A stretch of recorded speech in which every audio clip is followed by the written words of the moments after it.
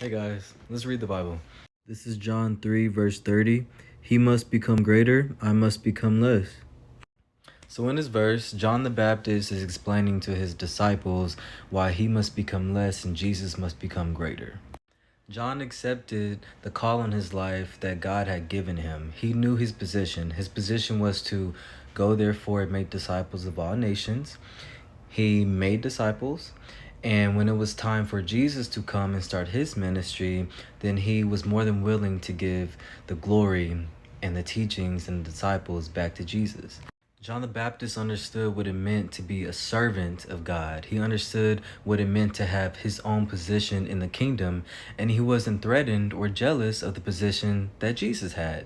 Jesus is the Savior, he's the Messiah, and John the Baptist knew this fully. John the Baptist humbled himself as a servant of Christ. John the Baptist understood what it meant to be a servant of God. He was there to serve, but he was not there to take all of the glory. The glory belonged to Jesus, and he knew that. He must become greater, and I must become less. He understood what it meant to be a servant of God, to be a servant of Jesus.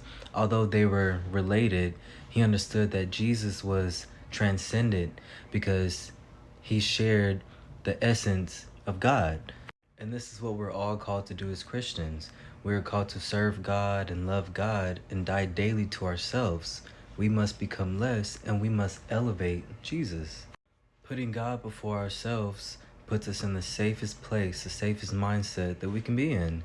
Because when we are in tune with our Creator and we recognize Him as our Creator, we understand that He has lordship over our lives. We understand that we are the property of God. God owns us. We are His children. We are His servants. He must become greater and we must become less daily. But as we know, it's not easy to do that because we naturally want to be in control of ourselves and everything. But God is faithful. God is true. And God is more than willing to give us the love, the patience, and the power that we need to walk according to His statutes, to elevate Him, to make ourselves less. When you call on Jesus, you are calling on the safest being in the world, and you can trust Him to do what He's going to do for you.